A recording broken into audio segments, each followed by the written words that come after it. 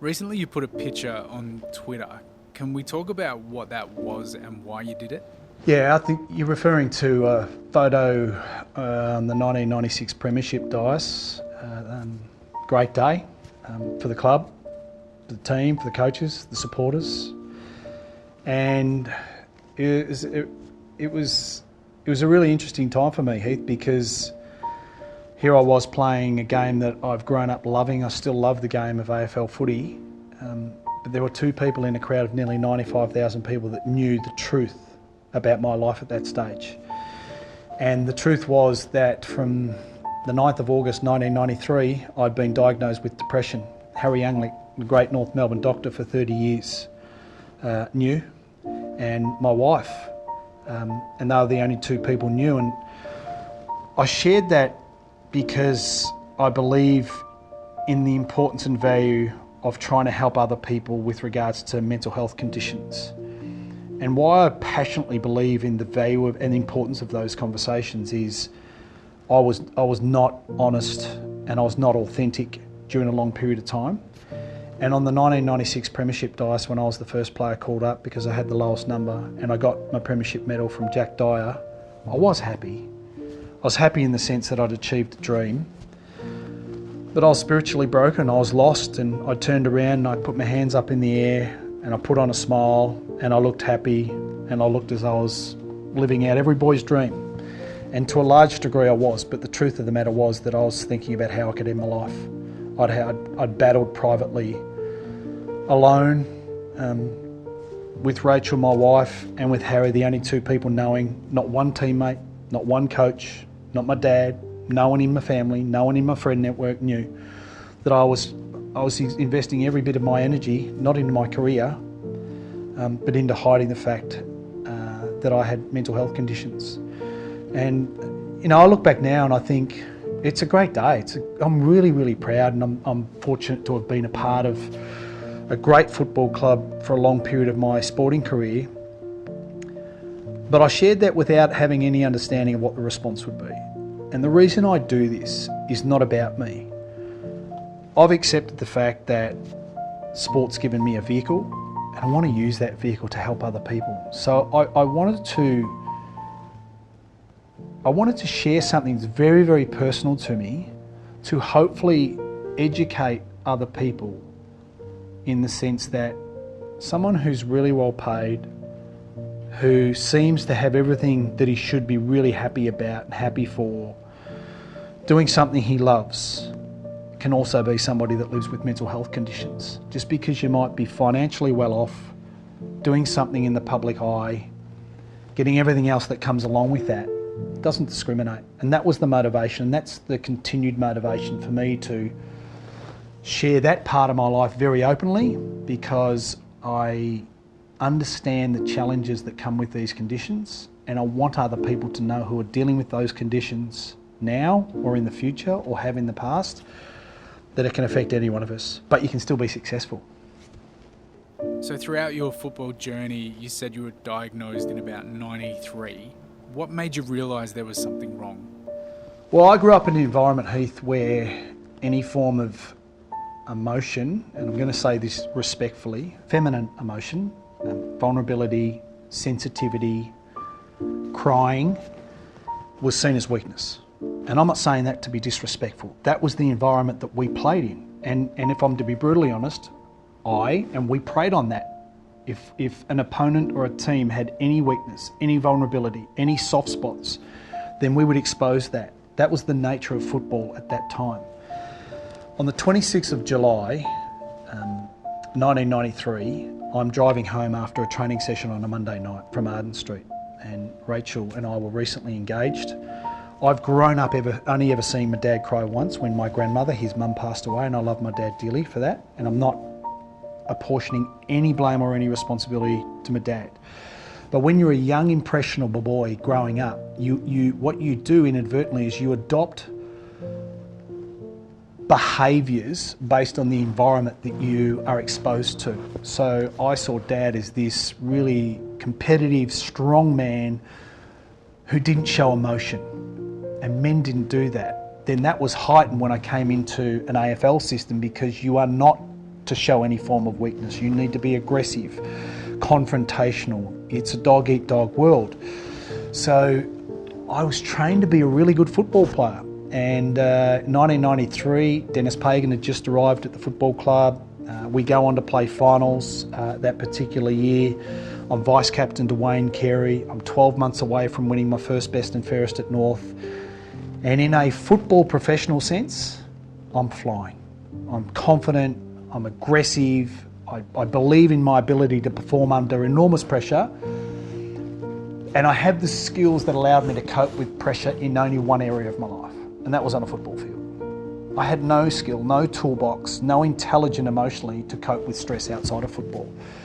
So driving home on the 26th of July 1993, I was halfway home, 20-minute drive from Arden Street to where we were living, and I pulled up a set of traffic lights. It was dark, I had a hat on, and I burst out crying. And my immediate thought process was, you weak prick. What's wrong with you? Why are you doing this?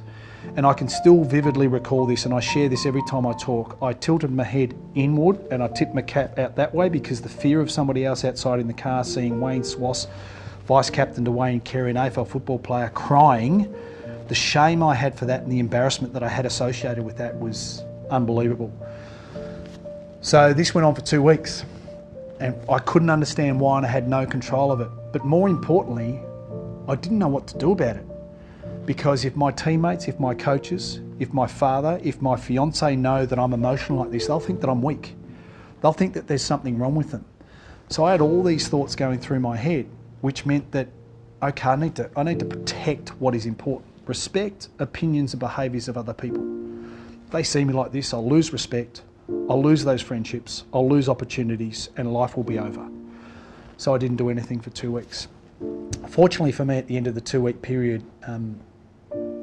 Rach, my wife, said, there's clearly something wrong. We need to go and see Harry and we'll get an understanding of what we're dealing with. And on the 9th of August 1993, he diagnosed me with depression, and I wanted to walk away from footy. I said to Harry, give me 6 months, I'll work it out. What I was really saying was, I can't deal with this, let me go. But fortunately for me, he and Rach never gave up and they kept me engaged. Did it manifest itself in any other way before that moment in the car? Yeah, it's a really good question, because when I look back, I've spent no time trying to understand why it happened.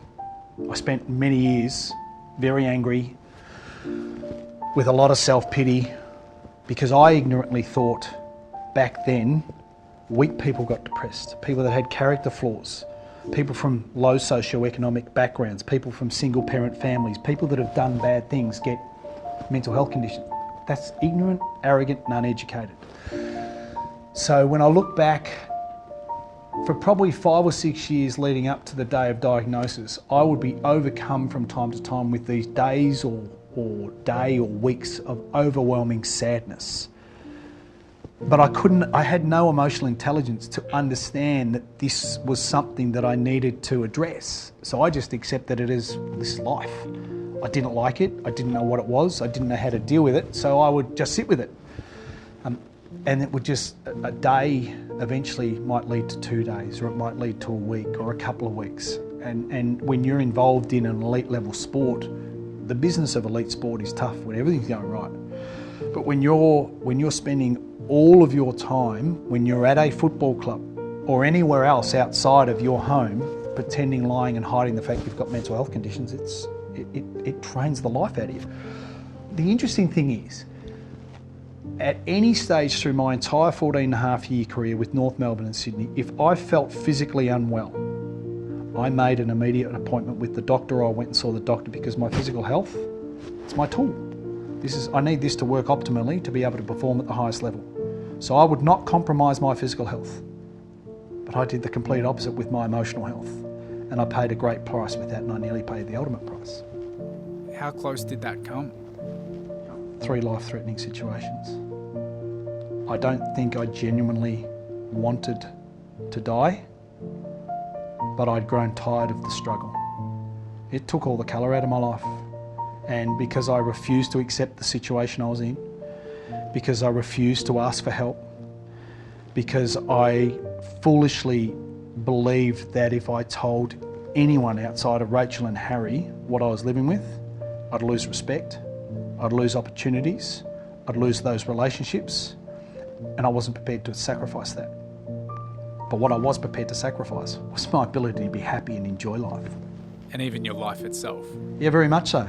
I'm not proud to say that I put myself in those situations, but I was exhausted. I didn't know how to deal with the situation. And again, I understand the impact. I'm no braver than anyone that's gone through these type of conditions or is at the moment or will in the future. The only difference between what I've chosen to do and the vast majority of other people to do is I will talk about it, and I will talk about it brutally honestly, because mental health conditions. So I eventually lived with depression, anxiety and obsessive compulsive disorder.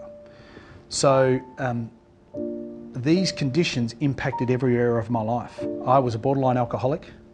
I self-medicated with a whole host of different drugs. I don't advocate drinking irresponsibly, nor do I want to glorify self-medicating yourself through drugs. But the only reason I did that was because I had nothing else available to me that helped me deal with a really shitty situation. And the irony of that is alcohol's a depressant and illegal drugs do not help you cope with the situation. What I really needed to do was put my ego behind me and find the courage to ask for help. Regrettably, it took me 6 years to do that. I can't tell you how many times I was in Harry's room, either at the club, at a venue, anywhere, and I would say to him, "You are never to tell Dennis anything about this." I did the same thing with Rachel. I never allowed my wife the opportunity to go and talk to somebody outside of our relationship. And the reason I did that was that I felt that I could control Harry and I could control Rachel. That's not fair, because this is a really difficult situation for a support person to be involved in.